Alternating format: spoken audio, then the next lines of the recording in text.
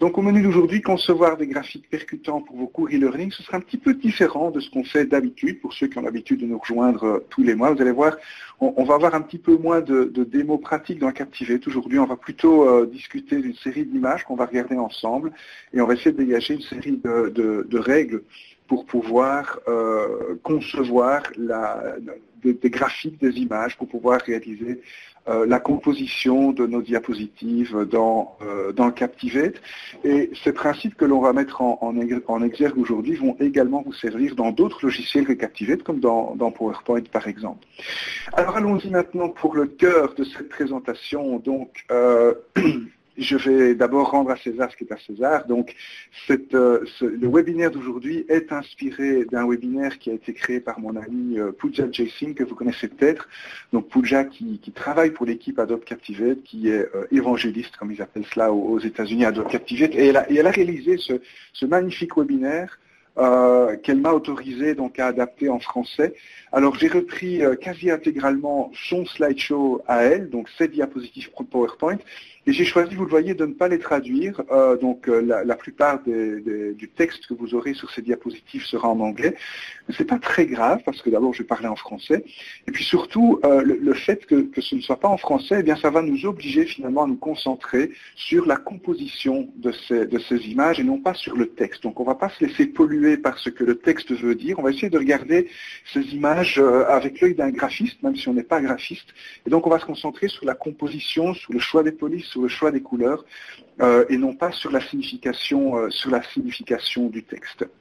Alors, donc on va découper ce webinaire en 6 grandes parties. Donc on va parler de la composition des images, on va parler du choix des couleurs, on va parler de la typographie, donc du choix des polices de caractères. Et puis on va parler des images, comment utiliser les images, comment les choisir. On fera la différence entre les images équipées de pixels, donc ce qu'on appelle en anglais les raster images, ou les images vectorielles. Et puis pour terminer, je vous partagerai quelques ressources que moi j'utilise quand je dois réaliser ce genre de projet.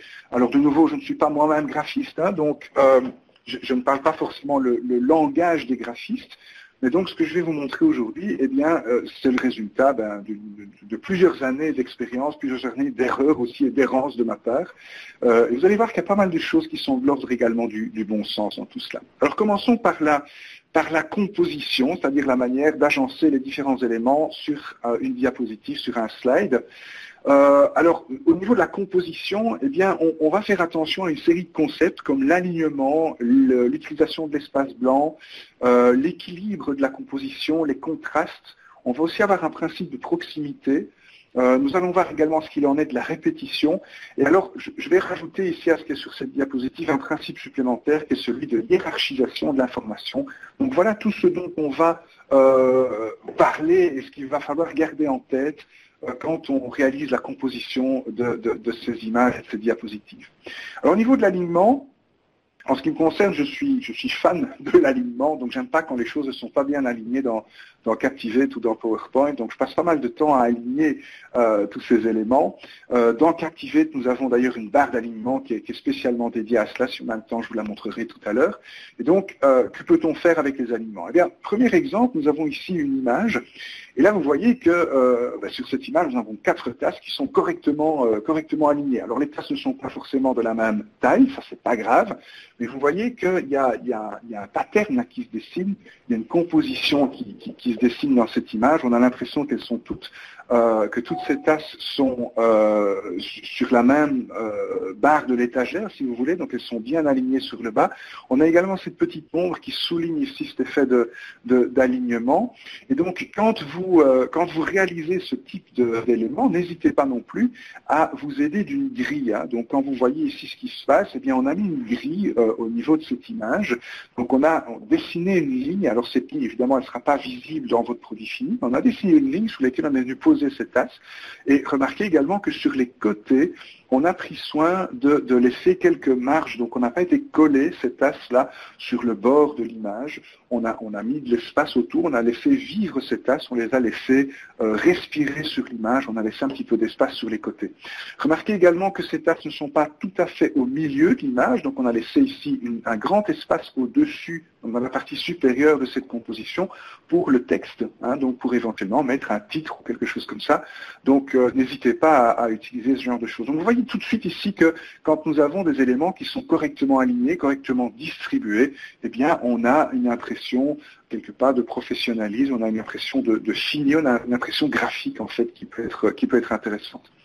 Alors ici, on a un deuxième exemple, et là on va prendre le contre-pied de ce que je viens de dire. Donc là vous voyez qu'il y a un élément qui n'est pas aligné, et c'est le premier que vous avez vu. Donc quand j'ai affiché cette image, quand j'ai affiché ici cette diapositive, la première chose normalement que vous avez dû voir, eh c'est la tache trombone blanche qui se trouve là au milieu.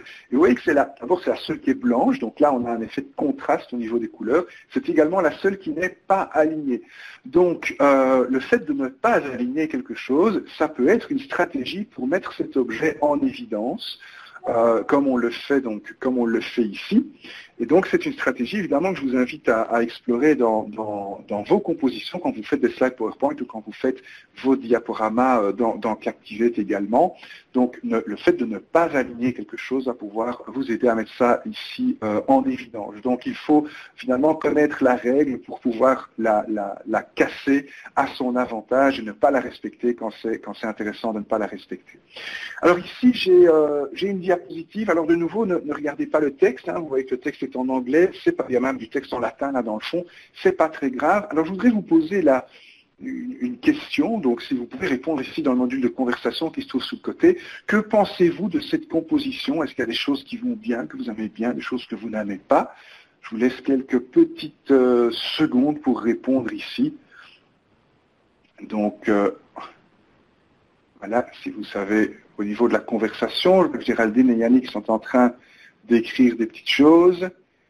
Yannick aime bien la lumière au niveau de l'image, et Géraldine nous dit qu'il y a des lignes qui ne sont pas bien alignées. Effectivement, si vous regardez ici, nous avons le texte qui n'est pas correctement aligné, donc on a le sous-titre ici en rose qui n'est pas aligné sous le reste, et regardez également les bullet points ici dans le fond, donc la liste 1, 2, 3, c'est pas assez aligné. Alors Olivia nous dit que le contraste est assez sympa. Oui, ça c'est vrai, on sait bien lire le texte, ça c'est également très intéressant. Donc on y reviendra là-dessus au niveau du contraste, Olivia, au niveau de la couleur, donc du choix des couleurs et de la lisibilité du texte. Alors je vais vous proposer maintenant une autre version de cette même diapositive. La voici. Que pensez-vous de cette version-ci? C'est exactement la même diapo, c'est exactement le même contenu. Mais que pensez-vous de cette version-ci? Je vois que Géraldine est en train d'écrire, elle a certainement remarqué qu'il y a des choses qui ont changé. Oui, donc Géraldine nous dit que c'est beaucoup mieux. Olivia préfère apparemment cette version également. Effectivement, ici on a pris le soin d'aligner les différents éléments. On a pris le soin également de distribuer ces éléments. Donc l'espace qu'il y a entre le titre ici, le sous-titre en rose et le paragraphe de texte en blanc, eh bien cet espace est le même que ce qu'il y a entre le paragraphe et la liste numérotée qui se trouve dans le fond. Donc Yannick nous dit que c'est plus lisible, effectivement, c'est beaucoup plus agréable à regarder. On a une impression de stabilité, une impression de sérénité, beaucoup plus que quand on voit finalement la même diapositive, je reviens ici en arrière, quand les choses ne sont pas bien alignées. Donc voilà ici un exemple de l'importance de bien aligner les différents éléments et de leur donner comme ça leur place sur la diapositive. Alors passons maintenant, après avoir parlé de l'alignement, passons maintenant au principe de proximité. Donc qu'est-ce que ça veut dire ce principe de proximité quand vous développez votre e-learning? Alors je pars de nouveau d'un exemple, donc le voici. Alors de nouveau le texte ici importe peu, le texte est en anglais, c'est pas grave, ce qu'il veut dire ce texte n'est pas important ici, mais que pensez-vous de cette composition? Que pensez-vous de ce qui va bien ou de ce qui ne va pas avec cette image? Voilà, de nouveau je vous laisse un petit peu de temps pour répondre dans la conversation. Est-ce qu'il y a des choses que vous aimez bien, que vous n'aimez pas? Je vois qu'Yannick est au taquet. Voilà, alors Yannick nous dit qu'il y a trop de texte. Oui, avec un point d'interrogation. Moi, voilà, il y a des gens qui sont en train d'écrire. Donc, alors les cercles, on se demande ce que les cercles viennent faire là. Pensez au principe de proximité. Regardez, on a deux personnes apparemment, on a Anna et on a Jenny. Hein, est-ce que vous savez correctement dire qui est qui dans tout cela? Hein, donc, qui est Anna? Qui est Jenny? Voilà, Géraldine nous dit, j'aurais distribué le texte et l'image de manière différente. En fait, je vais vous montrer de nouveau une deuxième version de cette image où on a un petit peu modifié l'emplacement de ces différents éléments. Voilà. Que pensez-vous de ceci? Donc, c'est le même contenu, mais nous avons distribué le contenu différemment. On l'a mis un petit peu en forme différemment également. Moi, je ne suis pas encore hyper à 100% convaincu par cette version, mais que pensez-vous par rapport à ce qui se passait précédemment? Voilà, donc je vous remets peut-être l'ancienne version. Donc voilà la première version qu'on avait ici. Et j'ai cette version-ci. Alors Olivia nous dit que c'est nettement mieux, hein, la deuxième version. Alors donc ici on a un principe de proximité qui a été mis en place. Donc on a rapproché finalement le texte, on a connecté le texte avec l'image auquel le texte se rapporte. Et donc forcément ici on sait beaucoup mieux. D'abord on sait qui est Anna et qui est Jenny. Regardez, le nom de différents protagonistes a été rapproché de l'image qui correspond. Et puis avec les petites bulles ici de bande dessinée, eh bien on sait effectivement qui parle. Alors Géraldine nous dit au niveau de la distribution c'est mieux, mais ça pourrait être amélioré. Moi ce que j'améliorerais c'est surtout le texte du bas. Je pense que je le mettrais un petit peu plus à droite pour déconnecter les deux parties et marquer un petit peu plus l'effet de dialogue. Mais vous voyez ici comment l'effet de proximité va nous permettre d'améliorer la lisibilité de cette image. Regardez ici, on a Anna et Jenny qui sont très éloignés de l'image auquel ça correspond. Ici, nous séparons bien les choses et donc on souligne un petit peu plus l'effet de dialogue. Hein. Voilà, alors nous avons ici un autre exemple. Alors ici, le problème qu'on va avoir, c'est que eh bien, la quasi-totalité de l'espace de cette composition est déjà utilisée par une série d'images. Donc on a ici verbal, non-verbal et écrit ou visuel. Donc on a 4 images. Alors comment peut-on s'en sortir? Comment peut-on s'arranger pour ajouter du contenu ici dedans? Eh bien, au niveau de Captivate, on a un outil qui s'appelle les objets à multi-état, donc les multi-state objects en anglais. Donc on va pouvoir ajouter du texte. Donc regardez ici, j'ai ajouté du texte. On imagine qu'on a été cliqué ici sur la première image et donc ce texte va venir ici dans le fond et vous voyez cette petite flèche ici qui vient connecter ce texte avec l'image auquel il se rapporte. Si je clique sur une autre image, mettons ici que je clique sur non-verbal, eh bien vous remarquez que le texte qui se rapporte à non-verbal occupe exactement le même espace que le texte qui se rapportait à l'image verbale. Donc, au niveau proximité, je dirais, il n'y a rien qui change. Le texte est au même endroit, mais regardez cette petite flèche ici qui fait toute la différence, qui vient connecter le texte à cet élément. On a aussi un autre effet qui est en place ici. On a assombri l'ensemble de l'image, sauf l'élément sur lequel on a cliqué. Donc ça contribue également à le mettre en évidence et donc à venir connecter ces éléments. Donc voilà une autre façon de mettre en place ce principe de proximité, de rapprocher, de connecter le texte avec l'image auquel il se rapporte. Alors le principe suivant, ce sera le principe du contraste. Alors quand on parle de contraste, eh bien, il y a plusieurs manières, si vous voulez, d'aborder ce principe. Donc on peut parler d'un contraste de taille, d'un contraste de couleur, d'un contraste dans les polices de caractère par exemple, dans les couleurs du texte, dans les formes utilisées. Donc on a plusieurs façons de mettre ce contraste en scène. Alors, petit exemple ici, que pensez-vous de ceci? Est-ce qu'il y a suffisamment de contraste? Est-ce que vous savez lire cette image correctement? Est-ce que vous comprenez ce qu'on vous veut? Voilà, je vous laisse le temps de réagir dans la conversation. Donc on a ici cette chaise sur un fond qui n'est pas tout à fait uni d'ailleurs, hein, mais qui est... Alors le contraste n'est pas franc, c'est vrai Olivia, vous avez parfaitement raison, donc on n'a pas assez d'écart entre la couleur finalement de la chaise et la couleur du fond. Donc voilà peut-être quelque chose qui n'est pas suffisamment contrasté. Par contre, on a un contraste ici intéressant dans cette image entre, donc il n'y a que des couleurs claires, hein, Géraldine nous dit qu'il n'y a que des couleurs claires. Par contre, on a un contraste entre un côté avec de la matière et un côté vide. Donc on pourrait très bien imaginer ici sur la partie vide de la diapositive, sur la partie à droite, de mettre par exemple du texte. Hein. Alors, autre exemple, ceci. Alors là, on a clairement un contraste. On utilise ici les couleurs pour mettre en évidence un élément. Donc, finalement, l'élément que vous allez voir en priorité, eh bien, c'est la rondelle ici qui est rouge, la rondelle de fruit qui est rouge. C'est cet élément-là qui se détache du reste grâce à un contraste de couleurs. Et les autres éléments sont là pour mettre en contexte finalement l'élément qu'on veut mettre en évidence. Donc voilà ici une utilisation d'un contraste de couleurs. Autre contraste que l'on va pouvoir utiliser, alors ici on a plusieurs qu'on utilise ensemble. On a la forme qui n'est pas la même, on a la couleur qui n'est pas la même non plus. Donc là on a deux façons de contraster les différentes chaises. Alors ce que j'aime bien dans cette image, eh bien, c'est que finalement, les 6 chaises qui sont les mêmes sur cette image viennent mettre en scène le fauteuil qui est au milieu. C'est eux qui donnent le contexte et finalement toute son importance à ce fauteuil. Donc voilà encore ici l'utilisation de l'idée de contraste. Alors, autre type de contraste qu'on peut utiliser en e-learning, c'est un contraste émotionnel. Donc là, nous avons 2 images qui représentent des émotions très différentes. Et vous voyez que les 2 comédiens qui ont été photographiés ici vont exagérer volontairement l'émotion qu'ils représentent. Donc on a la surprise, ou on a le dégoût ici, quelque chose comme ça. Donc des émotions qui sont exagérées de manière volontaire. Ça marche très bien dans des e-learning, par exemple, sur des soft skills, hein, donc par exemple sur mener une réunion, ou sur la gestion des émotions, sur la gestion des conflits ou des choses comme ça. Dans ce type d'e-learning, vous pourriez très bien utiliser ce genre de contraste émotionnel où vous exagérez finalement les émotions qui sont affichées sur votre image. Alors ici, on a une image assez intéressante. Donc là, j'ai de nouveau envie de vous poser la question, quels sont les contrastes que vous voyez ici? Donc on utilise plusieurs types de contrastes ici dans cette image. Je vous laisse répondre de nouveau dans la conversation.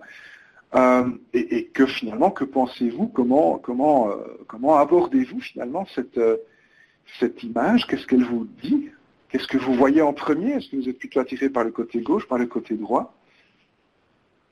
Voilà, je vois qu'il y a des personnes qui écrivent dans la conversation. Je vais laisser un petit peu de temps pour voir apparaître les réactions.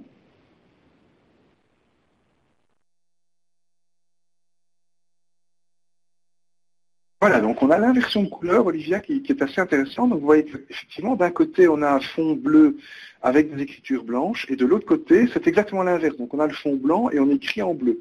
Donc voilà ici une inversion de couleur. Yannick, lui, il est attiré plutôt par le fond blanc. Maintenant, j'aimerais que vous portiez également votre attention sur le bouton qui se trouve là au milieu, qui se trouve entre les 2 parties. Donc ce bouton, lui, il est très différent du reste. Donc il utilise une couleur qui n'est pas du tout dans le reste de l'image. Donc là, nous avons un appel à l'action, un call to action, comme on dit en anglais. Donc c'est ce bouton-là, finalement, qui devrait également, par sa couleur, vous dire qu'il est différent du reste des éléments.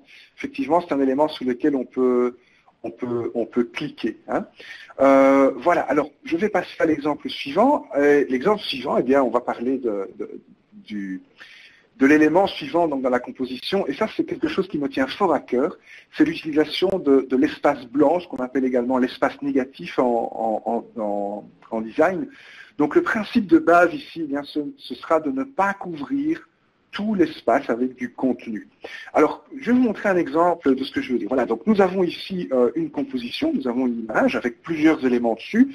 Donc on a la carte des États-Unis, on a un titre, on a du texte.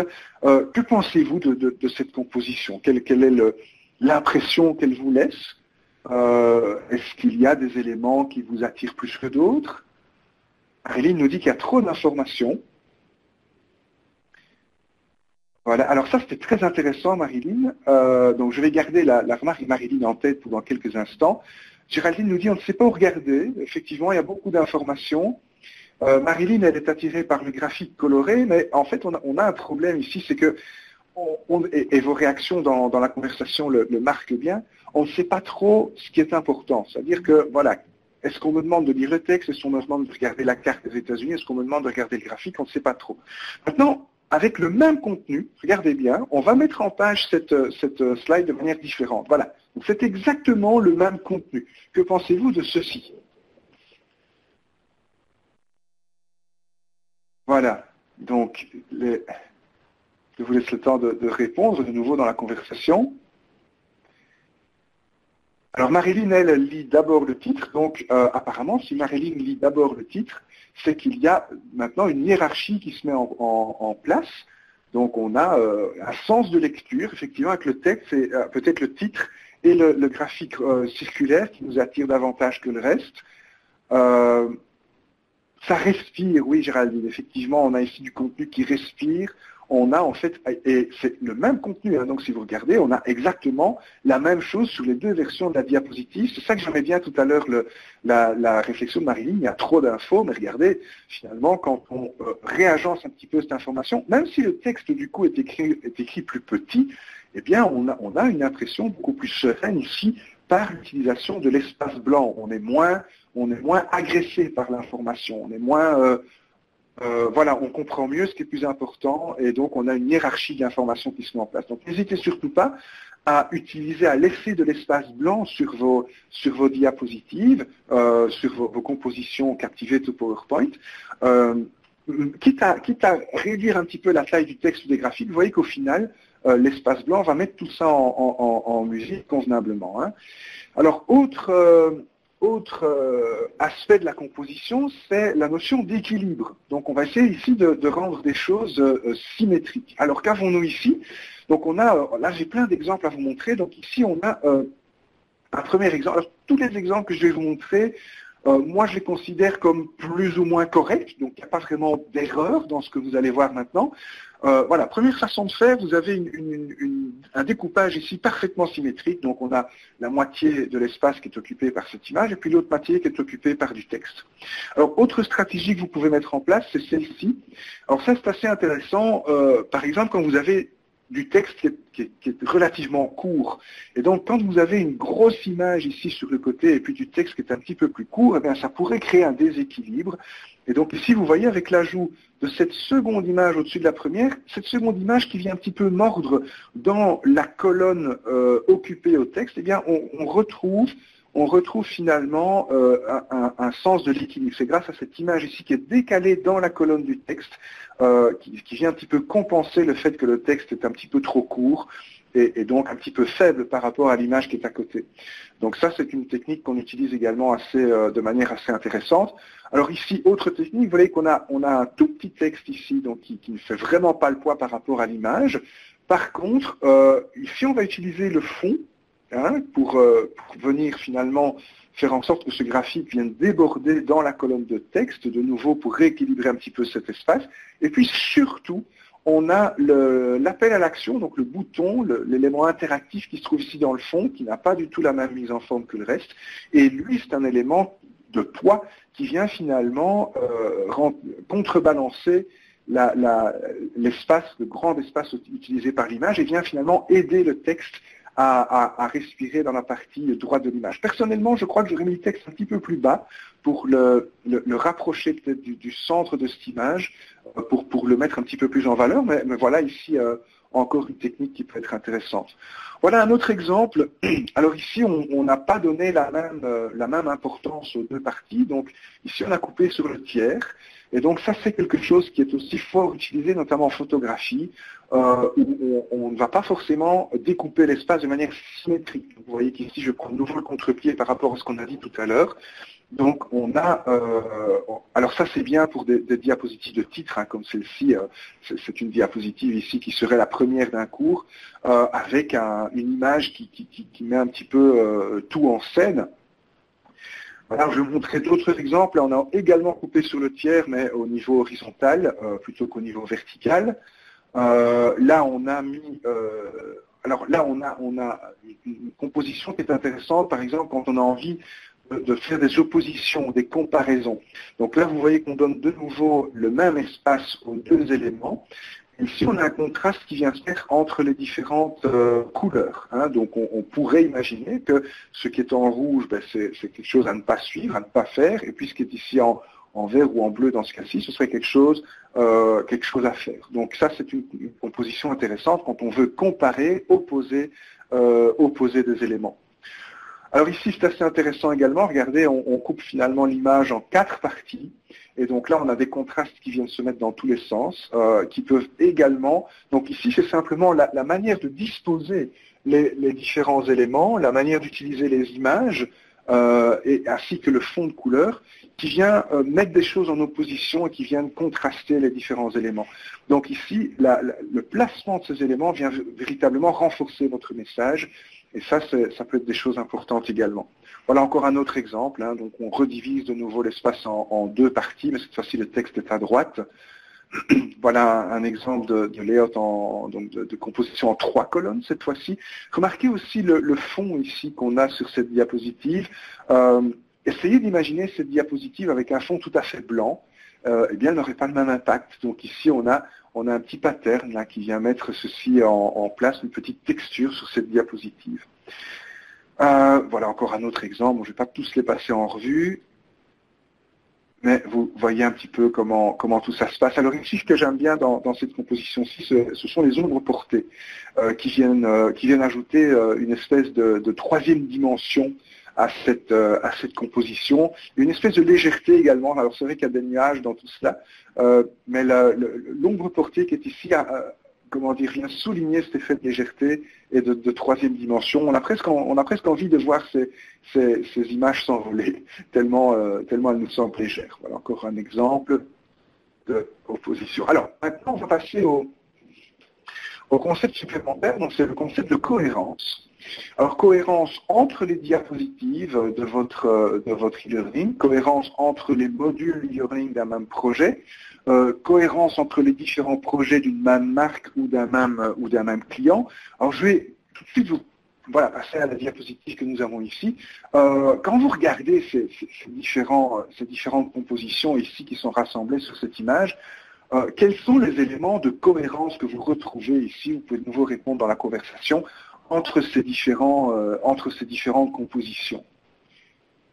Voilà, je vous laisse le temps de répondre. Géraldine est en train de répondre, les autres aussi. Donc, on a les tons, on a les couleurs, effectivement. Alors, qu'est-ce qu'on a encore comme autre les couleurs qui sont toujours les mêmes, effectivement. Donc ça peut être intéressant également.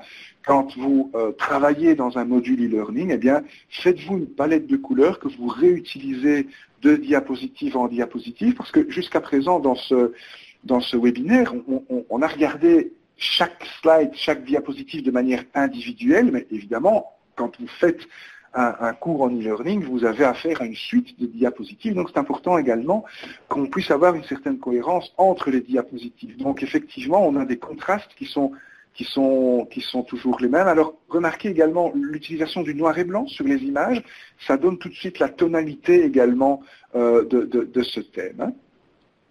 Alors, autre exemple, nous avons ceci. Alors là, c'est un petit peu plus compliqué, je vous l'avoue. Quelles sont vos remarques ou vos observations sur cet exemple-ci? Remarquez que là, c'est un petit peu plus bigarré. Hein. Mais avons-nous toujours des éléments de cohérence ici dans ce thème-ci? Voilà, Marilyn est en train d'écrire, Olivia également, je vais vous laisser le temps de répondre.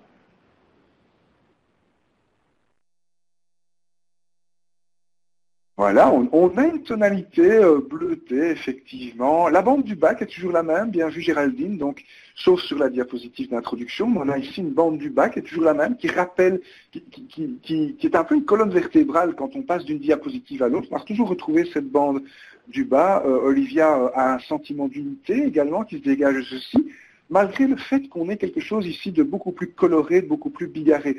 Je voudrais ici insister sur une chose, c'est l'utilisation des graphiques. Alors soit des illustrations, prenons ici l'image numéro 8 ou l'image numéro 9, nous avons des illustrations, ou bien sur les images 11, 12 ou 14, on a de vraies photos. Hein, donc là, on a un mélange, soit de vraies photographies qu'on vient mettre pour illustrer ces images, ou bien d'illustrations. Par contre, si vous regardez bien, on ne va pas mélanger des illustrations et de vraies photos sur une même diapositive. Donc, sur une diapositive, on va soit utiliser une photo, par exemple sur la diapositive numéro 14, numéro 12, numéro 11, ici, ce sont de vraies photos qui sont là, soit on va utiliser des illustrations, comme sur la diapositive numéro 8, numéro 9 ou numéro 4. Là, on a des illustrations. On ne va jamais mélanger les deux. Donc, on va de nouveau avoir une certaine forme de cohérence. Voilà. Nous avons ici de nouveau, alors vous reconnaissez certainement des choses que vous avez vues précédemment. Donc ici, de nouveau, on va utiliser des contrastes, des oppositions, des couleurs. On n'a pas encore mentionné les polices de caractères, mais elles sont également les mêmes de diapositive en diapositive ici. Alors au niveau de Captivate, eh bien, vous avez des outils qui vous permettent de mettre ce genre de cohérence en place. Donc vous pouvez utiliser les thèmes, vous pouvez utiliser les styles, ou vous pouvez utiliser dans Captivate les diapositives principales, les master slides, pour mettre ce genre d'éléments en place assez simplement. Voilà, donc ça, c'était, je dirais, le premier grand thème de ce webinaire, donc certains éléments de composition. On a parlé des contrastes, on a parlé de l'espace blanc, on a parlé de plein de choses comme ça. Passons maintenant au choix des couleurs. Donc, la création d'une palette de couleurs. On va également, à la suite des couleurs, parler des polices de caractère, donc couleurs et polices de caractère. Alors ces couleurs, vous pouvez les choisir sur base des images ou sur base des éléments de la marque que vous devez intégrer dans votre e-learning, un logo ou un guide d'image de marque pour l'organisation qui vous a commandé cet e-learning. Vous allez aussi pouvoir choisir des couleurs sur base du sujet. Alors je prends un simple exemple. Si vous voulez faire un e-learning sur la prévention incendie, par exemple, eh bien vous allez probablement utiliser des couleurs dans les rouges et les oranges, ça rappelle le feu, ça rappelle des choses comme ça, la chaleur. Par contre, si vous avez un sujet hyper business, hyper corporate, vous allez plutôt partir peut-être dans les bleus ou dans les verts pour avoir quelque chose de peut-être un peu plus neutre, un peu plus serein, un peu plus moderne. Voilà, alors, ce que j'ai envie de vous montrer ici, et là je vais quitter mon PowerPoint pour quelques instants, c'est un outil que moi j'utilise, donc je vais aller ici au niveau de mon partage d'écran. S'il veut bien, apparemment. Voilà. Alors, ce que j'ai envie de vous montrer, c'est un site qui s'appelle Adobe Color. C'est gratuit, donc vous n'êtes pas obligé d'être un client Adobe pour pouvoir accéder à ceci. Et donc, Adobe Color va vous permettre, va vous aider à mettre en place des jeux de couleurs. Donc, comment ça fonctionne? Eh bien, vous pouvez choisir ici une couleur qui devient la couleur principale, si vous voulez, de votre thème. Et le site va vous calculer les couleurs qui vont bien avec. Donc vous allez ici avoir un jeu de 5 couleurs qui va se mettre en place. Alors vous pouvez influencer les différentes couleurs. Par exemple ici sur le côté vous avez différentes, alors ce qu'ils appellent ici en français des règles d'harmonie chromatique. Donc on a des couleurs semblables. Vous pouvez également avoir des couleurs monochromes, une triade de couleurs, partir sur les couleurs complémentaires, les complémentaires partagés, etc. Et de nouveau à chaque fois que vous modifiez la couleur de base, eh bien vous allez modifier également les couleurs secondaires qui viennent avec. Donc voilà, ici, si vous n'êtes pas, et c'est mon cas, si vous n'êtes pas graphiste et que vous avez du mal à choisir des couleurs qui vont bien ensemble, eh bien voilà de quoi vous aider. Alors, quelque chose d'autre qui est très intéressant sur ce site, c'est l'onglet extraire le thème. Ça, c'est quelque chose que moi j'utilise beaucoup. Donc ici, ce qu'on va faire dans extraire le thème, c'est qu'on va aller chercher une image. Alors j'ai préparé quelques images et mes amis de Meeting One vont être contents. Regardez ce que j'ai préparé ici. Donc document. Où est-ce que j'ai mis ça? Voilà, ici. Donc je prends par exemple le logo de Meeting One. Voilà.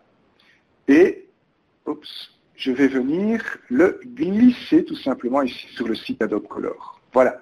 Alors ici, le site, qu'est-ce qu'il va faire? Eh bien, il va analyser l'image que je lui ai fournie, il va analyser les différentes couleurs présentes dans cette image, et il va me créer un jeu de couleurs sur base des couleurs qu'il trouve dans l'image qu'on a uploadée ici.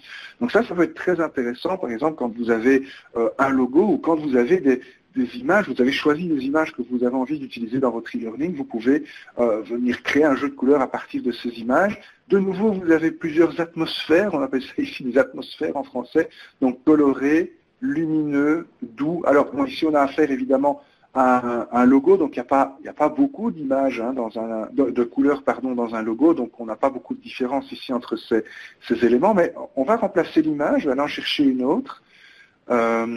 Voilà. ça se trouve ici. Je vais prendre par exemple cette image-ci dans laquelle il y a beaucoup plus de couleurs. Imaginons que c'est une image que j'ai envie d'utiliser dans mon e-learning. Bien là, vous voyez que quand j'utilise le thème coloré, on va me chercher des couleurs. Si j'utilise le thème lumineux, ben là, vous voyez tout de suite que le choix de couleur n'est pas tout à fait le même. Et puis, vous pouvez influencer vous-même ce choix de couleur. Par exemple, vous voulez dire, tiens, moi, j'aime pas trop ici cet orange, je préférais avoir ce jaune. Eh bien, vous pouvez alors aller personnaliser, venir chercher le jaune ici, ici sur l'image. Donc, voilà un site qui est très intéressant. Alors, une fois que vous avez trouvé un jeu de couleurs, que pouvez-vous faire? Eh bien, vous pouvez soit sauvegarder ce jeu de couleurs, mais ça requiert d'avoir un compte chez Adobe, hein, donc d'avoir une Adobe ID. Si vous êtes client du Creative Club, vous allez même pouvoir retrouver ces jeux de couleurs dans Photoshop, Illustrator et tout ça. Nous, au niveau de Captivate, une des choses que l'on va pouvoir faire, eh bien, c'est tout simplement de faire une capture d'écran. Alors, je vais peut-être faire une capture d'écran ici avec un autre outil que j'utilise beaucoup, qui n'est pas un outil Adobe, qui s'appelle Snagit. Voilà, donc je vais faire ici une capture d'écran de mon thème de couleur. Voilà, comme ceci. Je fais une image. Voilà. Et puis cette image, eh bien, je vais la sauvegarder. Donc ça, c'est l'utilisation de Snagit sur mon ordinateur. Je vais mettre ça au même endroit que le reste de mes éléments ici. Voilà. Et puis on va quand même aller dans Captivate. Je ne vais pas sauvegarder ça en fichier PDF. Je vais sauvegarder ça au format JPEG, par exemple. Voilà. Donc, couleur.jpeg. Et donc, une fois que je vais dans Captivate, voilà, je vais créer un nouveau projet vide. Comment mettre en place ce jeu de couleurs dans Captivate? Voilà. Eh bien, vous pouvez tout simplement aller au niveau de votre thème ici. Hein. Donc, au niveau du thème, vous pouvez choisir un thème qui est disponible dans la liste. Vous avez le bouton « Propriété du thème » qui va vous permettre de changer le jeu de couleurs. Alors, regardez la petite astuce que je vais faire ici. Je vais ajouter une diapositive vide, et sur cette diapositive vide, je vais venir mettre mon jeu de couleurs. Voilà. Là, donc voilà mon jeu de couleurs que j'ai capturé sous le site, sous le site Adobe Color. Alors comment ça va se passer? Eh bien, je vais cliquer sur Propriété du thème, puis je vais cliquer sur le bouton Modifier pour venir modifier les couleurs de mon thème. Voilà, je vais placer ça ici. Et donc, je vais lui donner un nom, je vais appeler ça mon thème. Et puis avec la pipette, eh bien, je vais pouvoir aller dans mon image, c'est pour ça que j'ai importé mon image, pour aller venir ici échantillonner ces différentes couleurs et mettre en place mon thème de couleurs directement dans Captivate. Voilà. Et donc là, pour le coup, il va falloir déplacer ceci. Hop. Voilà, comme ça. Je vais également prendre du blanc. Hein, et du noir, c'est toujours intéressant d'avoir du blanc et du noir dans un thème. Voilà, et donc les autres couleurs ici, ça je ne vais pas les utiliser, je vais toutes les mettre en blanc. Voilà, donc vous voyez que j'ai ici très simplement remis ces couleurs que j'ai choisies sur Adobe Color dans mon thème. Voilà, je vais enregistrer ici les changements que j'ai faits. Et puis vous allez voir dans Captivate, à chaque fois que vous allez avoir l'occasion de changer une couleur, par exemple j'ai dessiné ici une forme, eh bien vous allez retrouver dans votre panneau des propriétés, vous allez retrouver dans la première icône qui se trouve ici, vous voyez que vous avez un nuancier de couleurs, vous avez une roue de couleurs, mais la première icône, eh bien, ce seront les couleurs de votre thème. Donc vous allez retrouver ici les différentes couleurs que vous avez choisies, qui sont elles-mêmes, vous voyez, décomposées en différents dégradés ici. Et donc, si vous restez finalement toujours dans les couleurs que vous trouvez dans la première icône qui se trouve ici, eh bien, vous allez avoir une cohérence dans le choix de vos couleurs. Donc ça, c'est une astuce qui peut être intéressante également au niveau de ce site. Dernière petite chose que j'ai envie de vous montrer au niveau d'Adobe Color, c'est l'onglet Explorer que vous avez ici. Et cet onglet vous permet d'explorer les jeux de couleurs que d'autres utilisateurs ont créés. Comme ça, vous voyez un petit peu ce que d'autres personnes ont fait, et puis vous pouvez vous en inspirer, ou même éventuellement cliquer ici sur un thème, faire une capture d'écran de ceci et utiliser ce thème tel quel dans vos compositions, que ce soit PowerPoint, Captivate ou même d'autres outils auteurs que vous pouvez utiliser. Hein. Donc voilà quelque chose, je pense, d'assez intéressant. En tout cas, moi, c'est un site que j'utilise beaucoup quand je dois chercher des couleurs. Alors, je vais arrêter maintenant mon partage d'écran pour revenir au niveau de ma présentation. Voilà. Et donc, voilà, Adobe Color, je vous en ai parlé. Alors, remarquez que sur Adobe Color, on est limité à 5 couleurs. et c'est voulu, donc c'est volontaire qu'il y ait finalement assez peu de couleurs sur Adobe Color, parce qu'on a envie de vous forcer à choisir relativement peu de couleurs. Donc ça, c'est une autre astuce que je vous invite à utiliser. Restez dans un... Alors 5 couleurs, bon, si c'est 6 ou 7 ou 8, c'est pas très grave, mais ne prenez pas 15 ou 20 couleurs dans votre palette de couleurs, parce que là vous exagérez. Là ça n'ira plus. Donc restez dans une palette de couleurs relativement restreinte. Alors maintenant, on va parler, si vous le voulez bien, des polices de caractère. Voilà, comment peut-on choisir des polices de caractère, de nouveau dans un souci de cohérence et dans un souci également de lisibilité. Alors, voilà un exemple à ne pas faire, pourtant ce poster est assez intéressant, c'est l'utilisation de trop nombreuses polices de caractère. Alors ici, évidemment, le but n'est pas de faire de l'e-learning, ou bien si vous faites un cours de langue en e-learning, vous pourriez éventuellement utiliser ceci comme image d'introduction pour votre e-learning, mais quand il s'agira bien sûr d'écrire du texte, d'avoir du contenu, véritablement le cœur du contenu de votre e-learning, là, il faudra pas utiliser autant de polices de caractère. Alors, au niveau des polices, eh bien, j'ai envie de vous montrer différents types de polices que nous avons, que nous avons à notre disposition. Alors, vous reconnaissez peut-être ceci, c'est une capture d'écran qui provient de Windows. Hein. Il s'agit ici de la police Arial, qui est une police qu'on utilise beaucoup. Alors, je vais vous demander de regarder le I. Par exemple, ici, dans la taille 60, regardez bien le I. Regardez également le dessus du B. Hein. Regardez le dessus du D. Hein. Je vais peut-être vous mettre ici un petit pointeur, donc le dessus du D que nous avons ici. Regardez le bas de la lettre Q également. Voilà, portez votre attention également sur le X, mettons. Voilà, donc vous voyez un petit peu comment toutes ces lettres sont agencées, comment toutes ces lettres sont dessinées. Ok ? Alors maintenant que vous avez bien ça en tête, je vais vous montrer une autre police de caractère. Il s'agit de la police Times New Roman. Alors, regardez bien le I, de nouveau. Que constatez-vous par rapport à la police précédente? De nouveau, vous pouvez écrire votre réponse dans la conversation. Regardez ce qui se passe dans le dessus du B, par exemple ici, ou dans le dessus du D, dans le fond, le bas de la lettre Q. Que voyez-vous au niveau de ces différentes lettres par rapport à la police précédente? Je reviens sur la police précédente ici. Regardez le Q, regardez le P également, le fond du P, le dessus du H. Voilà, je reviens sur l'autre. Il faut comparer les différentes lettres. Voilà, Marélie nous dit qu'il y a des sortes de décrochés. Effectivement, ici, nous avons une série de petites on appelle ça des empattements en typographie. Donc, c'est ces petits machins là, qui dépassent un petit peu, notamment du Q, du I, etc. Donc, au niveau de la typographie, on appelle ceci une police sérif. Hein. Donc, ces petits empattements, en anglais, on dit des sérifs. Arial, c'est une police sans sérif, sans empattement. Donc là, on a des lignes toutes droites. Hein. On n'a pas toutes ces petites décorations qui viennent autour des lettres. Voilà, donc on a Arial qui est une police sans sérif, sans empattement, et nous avons Times New Roman qui est une police sérif, une police avec empattement.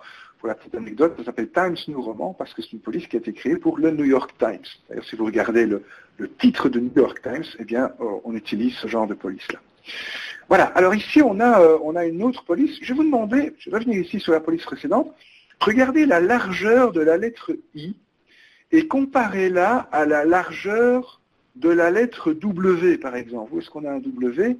Ici, on voit le W de kiwi, que vous pouvez comparer avec la largeur du I. Hein, donc là, on est dans la police Times New Roman. Si je vais voir au niveau de la police Arial, regardez également la largeur du I par rapport à la largeur du M, par exemple, également ici. Que constatez-vous? Hein, vous constatez normalement que ces différentes lettres sont de largeurs différentes. Eh bien, si je vais voir maintenant la police que nous avons ici, qui est la police Courrier New, eh bien, si vous comparez la largeur du I avec la largeur du M ou avec la largeur du W ici, hein, dans le mot kiwi, eh bien là, vous devrez remarquer que toutes les lettres ici ont la même largeur. Donc on peut s'imaginer, par exemple, dans de vieilles imprimeries, quand on dégravait les lettres sur un bloc de bois, eh bien dans la police Courrier New, tous les blocs de bois auraient eu la même largeur, tandis que dans la police Times New Roman, dans la police Arial, on aurait eu des blocs de bois de largeur différente. Eh bien nous avons ici une police monospace. Donc ce sont les trois grands types de police qu'on va retrouver sur Internet et dans nos cours en e-learning, les polices sérif, sans sérif ou monospace. Alors petite question, ici j'ai la police Verdana. De quel type de police s'agit-il? Est-ce que c'est une sans sérif, une sérif ou une monospace? Je vous laisse répondre dans la conversation.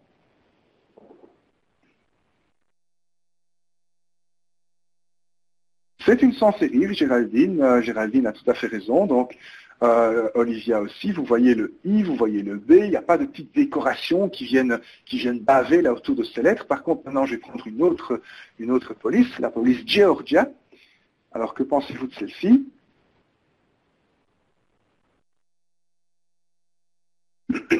Là, nous avons une police avec empattement, donc sérif, effectivement.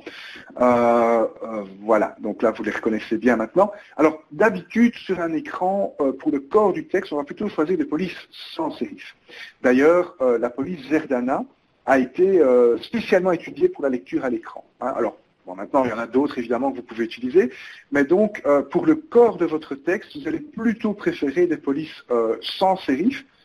Éventuellement, on va garder les polices sérif pour les titres. Et encore, moi, personnellement, j'utilise quasiment plus jamais des polices sérif, sauf exception, bien sûr, parce que, voilà, je trouve que ça ne va pas à l'écran, c'est pas moderne. Par contre, dans un livre ou dans un journal tel que le New York Times, là, évidemment, ça a toute sa place.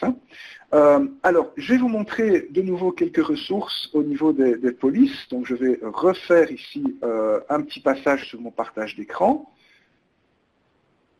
Est-ce que vous voyez bien mon écran? Si vous pouvez me confirmer dans la conversation. Donc, nous avons Google Fonts, que vous connaissez peut-être, où vous avez ici les différentes catégories de police. On va retrouver les sérifs et sans sérifs. Regardez, il y en a encore d'autres dont on n'a pas parlé, les displays, les handwriting. Donc ça, ce sont des choses que moi je décoche carrément parce que je dirais qu'en e-learning, j'utilise jamais ces éléments-là. La plupart des polices que j'utilise, ce sont des polices sans sérif comme ceci. Donc vous voyez que vous pouvez faire une série de recherches ici sur la police à utiliser. Vous avez d'autres propriétés, comme par exemple la largeur de la police. Alors souvent, on essaie d'augmenter ici la largeur, d'avoir des polices plus aérées. Regardez, nous avons des espaces entre les lettres, on a des choses plus légères, etc. Donc voilà ce que vous pouvez faire ici sur Google Fonts. Un autre site intéressant, c'est Adobe Fonts. Alors là, évidemment, on a un service qui est partiellement payant. Donc si vous voulez accéder à ces polices, vous devrez avoir un accès à Adobe Fonts. Ça fait partie du Creative Cloud également. Donc si vous avez le Creative Cloud, vous avez Adobe Fonts également. Maintenant, il y a une série de polices également qui sont gratuites ici, et c'est toujours la même chose. Donc, si vous faites des recherches ici au niveau des polices de caractères, vous allez pouvoir choisir le type de police que vous avez envie. Est-ce que vous voulez des polices sans sérif, des polices sérif, des polices cursives, etc. Que voulez-vous comme épaisseur, comme largeur, comme contraste? Et donc, vous pourrez ici choisir une série de polices. Alors, pourquoi je vous montre cela? Parce que dans Captivate, eh bien, je vais mettre ici du texte, par exemple, une légende de texte, voilà. Eh bien, dans Captivate, vous avez accès du texte à ces fameuses Adobe Fonts. Je vais changer la couleur, voilà. Puisque si vous allez ici, regardez à côté de la liste déroulante des polices de caractères, vous avez ce petit symbole qui vous permet d'accéder directement au site Adobe Fonts. Et donc, quand vous avez un accès à Adobe Fonts, si vous choisissez ici des polices de caractères, eh bien, vous allez les retrouver dans Captivate également et vous pourrez les utiliser au niveau de Captivate. OK? Alors, rapidement, parce que je vois que l'heure est déjà presque passée, décidément, ça passe vite quand on s'amuse. Eh bien, voilà. Je reviens sur mon PowerPoint. Donc maintenant, je vais vous parler des images. Donc les images, elles attirent l'attention, elles améliorent la compréhension, mais bien sûr, l'image doit être en rapport avec le contenu que vous allez utiliser. Alors, quelques petits exemples. Nous avons ici une diapositive. Alors, workplace mobbing, ça veut dire du harcèlement moral sur le lieu de travail. Alors, regardez cette diapositive. Hein, donc, j'ai un titre et j'ai du texte. Remarquez que le texte utilise une police sans sérif, hein, ça se voit tout de suite, hein, regardez les I, les B, les P, les L, etc. Donc on a une police sans sérif qui est très lisible. Maintenant je vais vous montrer la même diapositive, mais avec une image. Que pensez-vous de ceci? C'est exactement le même texte, hein. Exactement le même titre, exactement les mêmes couleurs. Que pensez-vous de cette version-ci? Remarquez également sur cette, c'est beaucoup plus engageant, nous dit Géraldine, remarquez également l'utilisation de l'espace vide, hein, de l'espace blanc sur cette image. Il y a beaucoup d'espace ici entre la fin du texte et la fin de la diapo. Donc c'est mieux. Alors cette image, d'abord, elle a la même idée que le texte, hein, donc c'est de montrer ce qui se passe quand quelqu'un est rejeté, le harcèlement moral, quand on se moque de lui. En fait, cette image, c'est la première chose que vous allez voir. Vous allez tout de suite comprendre de quoi il s'agit, et au final, c'est cette image qui va peut-être vous inciter à lire le texte. Là où quand vous tombez sur une diapositive comme ceci, ben, la première chose que vous vous dites, c'est « Oh, flûte, encore plein de texte hein ». Donc ici, on a quelque chose qui est beaucoup plus engageant. On a aussi quelque chose qui vient toucher nos émotions, et ça, c'est un levier qui est très important quand vous faites des compositions d'images comme ceci. On rentre finalement en empathie avec ce personnage qui est représenté par le doigt qui est un petit peu à l'écart. On entre en empathie avec ce personnage. Il y a une connexion presque humaine qui s'établit puisque la matière première de nos comportements, ce sont nos émotions. Et donc cette émotion qui est induite par cette image vient renforcer le message et vient finalement nous inciter à lire le texte. Donc voilà tout le pouvoir ici des images quand elles sont bien choisies. Quelques traitements que vous pouvez apporter aux images. Regardez, j'ai ici une image. Alors, je peux la mettre en scène comme ceci. Donc ça va me permettre éventuellement d'établir la cohérence avec le reste de mon e-learning, puisque j'imagine que dans le reste de mon e-learning, j'ai un rappel de toutes ces couleurs, de ces tons reportés. Donc voilà un traitement qu'on peut apporter à cette image. Autre traitement, vous avez ici l'image en noir et blanc avec quelques lignes toutes simples qui sont venues s'ajouter à cette image. Ben, là, on a tout de suite une autre impression, une impression peut-être plus classique, plus design, plus haut de gamme. Voilà ici quelques cercles qui ont été amenés ici, peut-être un peu plus modernes. Voilà encore une autre façon d'exploiter cette image où on pourrait mettre ici un titre sur le côté. Allez, encore un exemple. Lui, je l'aime un peu moins. Je ne suis pas super fan de la couleur, mais disons qu'avec un simple dégradé ici, vous allez pouvoir mettre une zone de couleur sur laquelle vous pouvez éventuellement écrire. Voilà encore un autre exemple hein, où on peut mettre cette image en scène. Ça peut être intéressant, par exemple, pour placer un logo quelque part.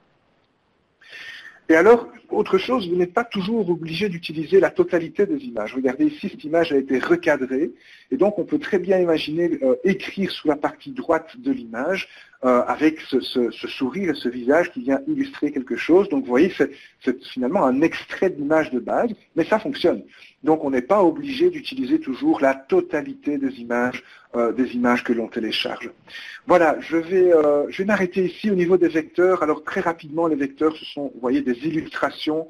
Donc ce sont des collections ce sont des dessins, quoi, des collections de formes plutôt que des photos. Et ça, ce sont des choses qu'on utilise de plus en plus dans les e-learning modernes parce qu'il y a un élément intéressant avec ces graphiques vectoriels, c'est que comme on n'utilise pas de pixels, hein, ce sont des collections de formes, eh bien ces images ne sont pas sensibles à la taille que vous leur donnez. Donc si vous agrandissez ces images, eh bien elles ne seront jamais pixelisées. Donc ça, c'est intéressant ici, spécialement dans un monde où on fait de l'e-learning responsive de plus en plus. Voilà.